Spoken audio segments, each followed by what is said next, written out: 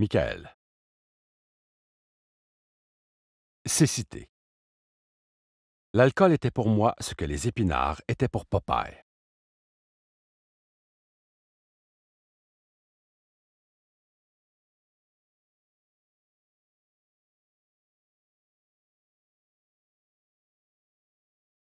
L'un des grands mythes que j'aimais embrasser du temps où je buvais, c'était « Tu boirais, toi aussi, si t'étais dans ma peau ».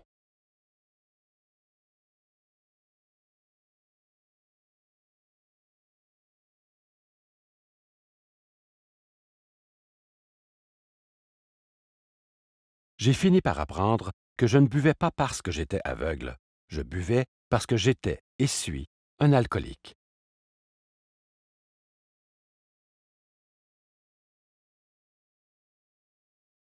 J'ai grandi durant les années de prospérité des grands fabricants d'automobiles américains, dans un rude quartier ouvrier russo-polonais.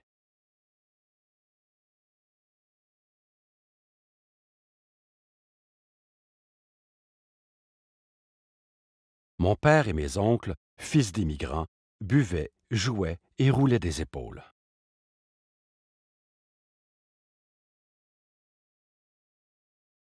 Le bar du coin était le cœur du voisinage et l'alcool était le lubrifiant social.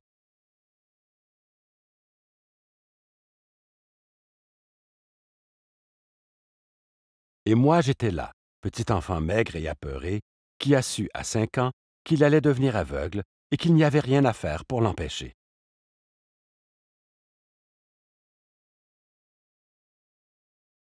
Je souffrais d'une maladie dégénérative de la vue, et pendant les 40 ans qui ont suivi, j'ai vécu le supplice de perdre la vue petit à petit.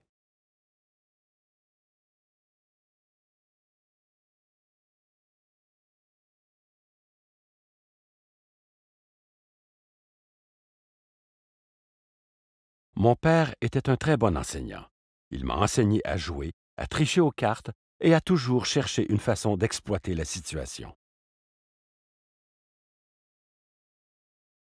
Les mots travailleur consciencieux ne signifiaient rien pour lui. Mais nous avons toujours réussi à nous en sortir, même quand papa était en prison pour vol.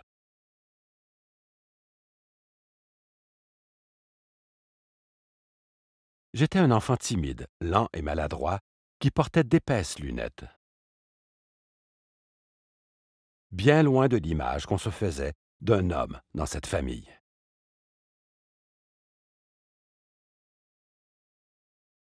À l'adolescence et au début de l'âge adulte, j'avais assez de vision résiduelle pour travailler dans les supermarchés.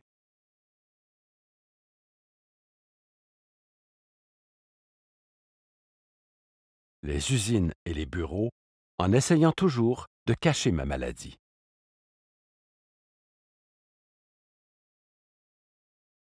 J'ai essayé de me faire passer pour un voyant jusqu'à la fin de la vingtaine, non sans me cogner contre les poteaux, trébucher dans les escaliers et m'asseoir sur les genoux d'étrangers dans l'autobus.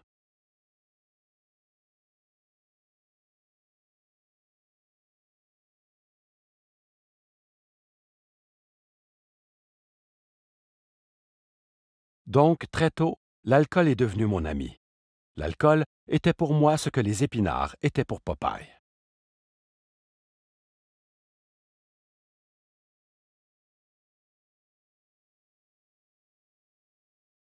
Je me suis marié à 24 ans, mais je n'avais pas vraiment la capacité d'aimer ou de donner de moi-même.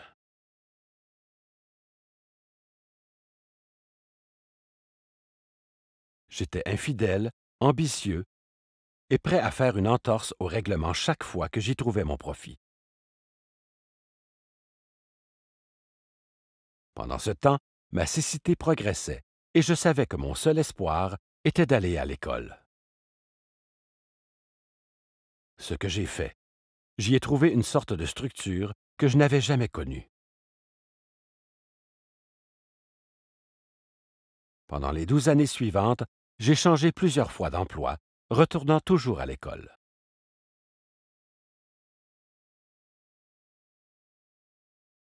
Traînant ma famille d'un endroit à un autre, à la poursuite de mes rêves et, bien sûr, buvant régulièrement. j'ai finalement obtenu un doctorat en administration d'établissements de réadaptation.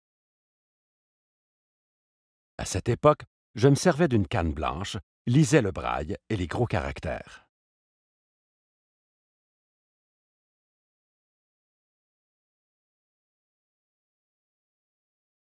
Mon bagou et ma roublardise naturelle m'ont propulsé vers des positions de leadership.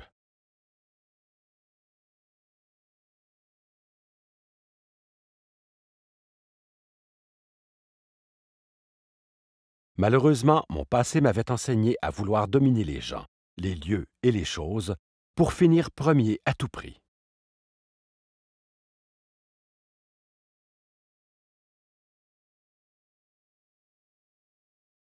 J'étais maintenant un gros bonnet. J'assistais à des conférences, je voyageais et j'étais le patron.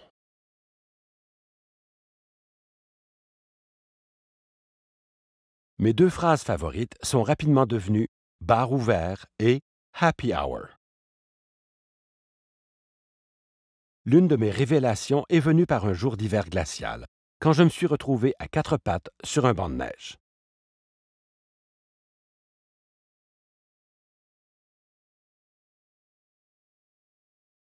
Une canne blanche dans une main et une bouteille de vodka dans un sac de papier brun dans l'autre.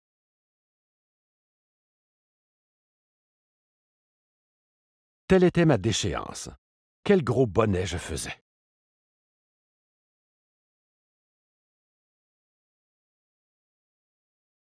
Après 3 enfants et 30 ans d'un mariage stressant, où il n'y avait plus d'amour, ma femme et moi avons finalement divorcé.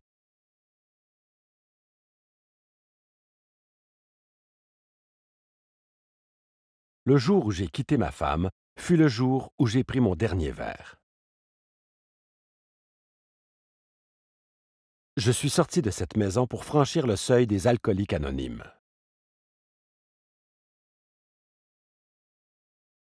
Cela ne pouvait être que l'œuvre d'une puissance bien supérieure à l'aveugle égocentrique et je sais tout que j'étais.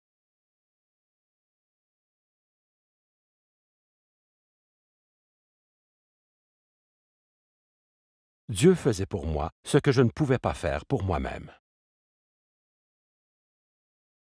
Les années suivantes furent extrêmement difficiles, car je traînais avec moi une énorme charge de culpabilité.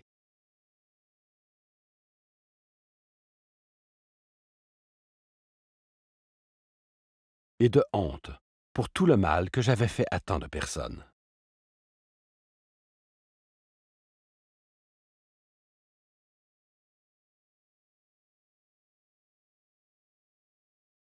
Je retournais sans cesse voir mon ex pour essayer de lui parler, pas pour me réconcilier, mais pour la manipuler et lui arracher un pardon qui me donnerait bonne conscience. Je ne comprenais pas que c'était une façon de ne penser encore qu'à moi.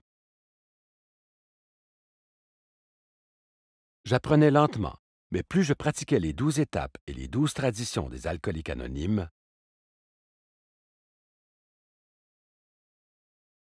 plus je découvrais que l'important n'était pas ce que les gens pensaient de moi.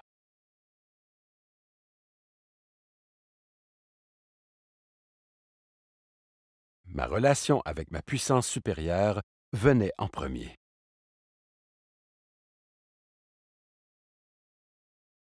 Si Dieu pouvait me pardonner, qui étais-je pour ne pas me pardonner moi-même?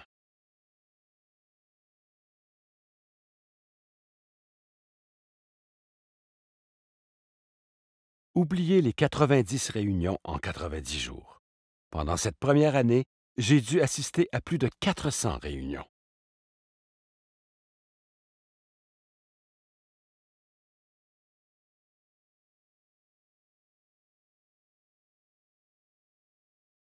J'ai aussi découvert qu'il y avait plusieurs moyens pour moi d'avoir accès à certains des mêmes documents que tous les autres amis de Bill voyant.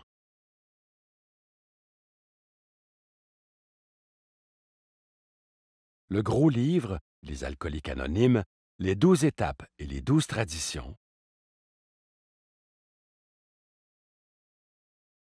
le mouvement des alcooliques anonymes devient adulte.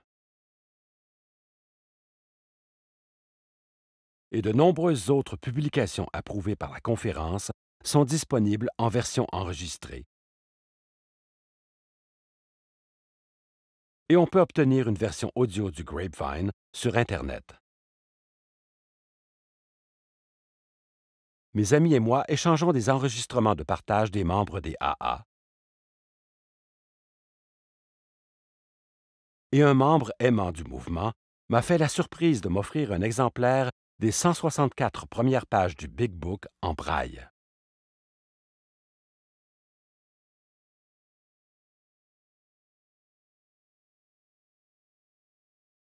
Ces ressources sont devenues une part importante de mon rétablissement quotidien.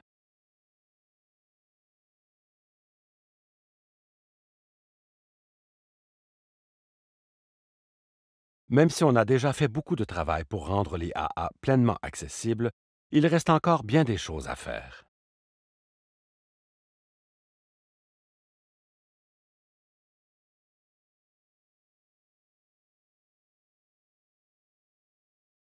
Plus je deviens actif dans les services, particulièrement comme président du comité de l'accessibilité de la région, plus je vois tous les obstacles qui nuisent à la pleine participation des alcooliques handicapés.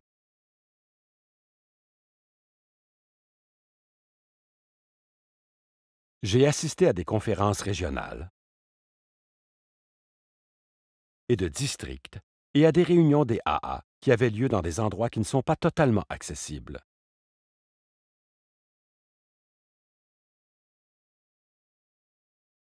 Aucune rampe, pas de braille, des réunions au deuxième étage d'un vieil édifice sans ascenseur.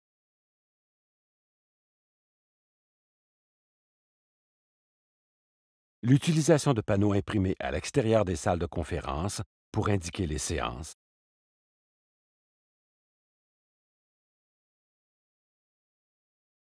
et des documents, feuilles volantes, programmes, informations, non disponibles en format alternatif.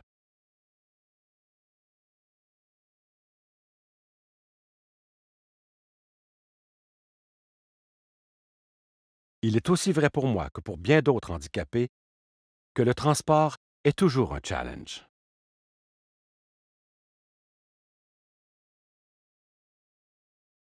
Par contre, je suis privilégié, car il y a beaucoup de membres de mon groupe d'attache qui sont prêts à s'assurer que je peux me rendre aux réunions.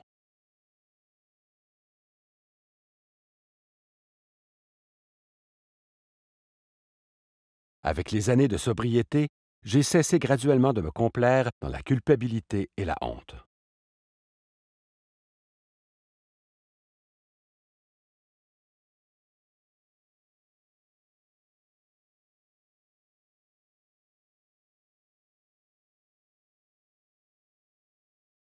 Quel a été mon secret?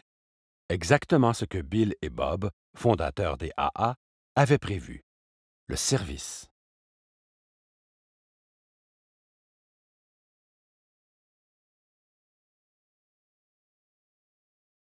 J'ai laissé mon image de gros bonnet derrière moi et j'ai découvert la beauté de l'humilité.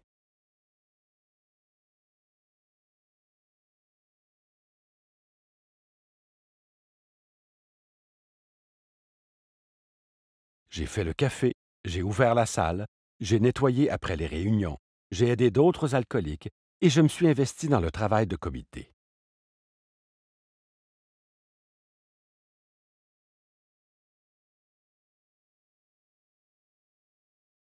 C'est là que les promesses ont vraiment commencé à se réaliser.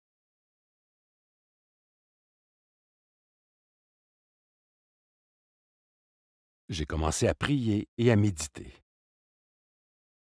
J'ai voulu établir une relation plus profonde avec la puissance qui transformait ma vie.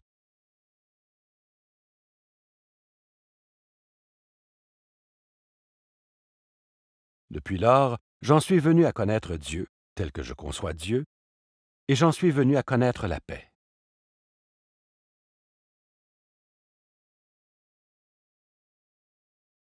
Ma conscience est moins élastique et j'ai maintenant une relation plus qu'épisodique avec la vérité. Grâce aux alcooliques anonymes, ma vision n'a jamais été plus claire.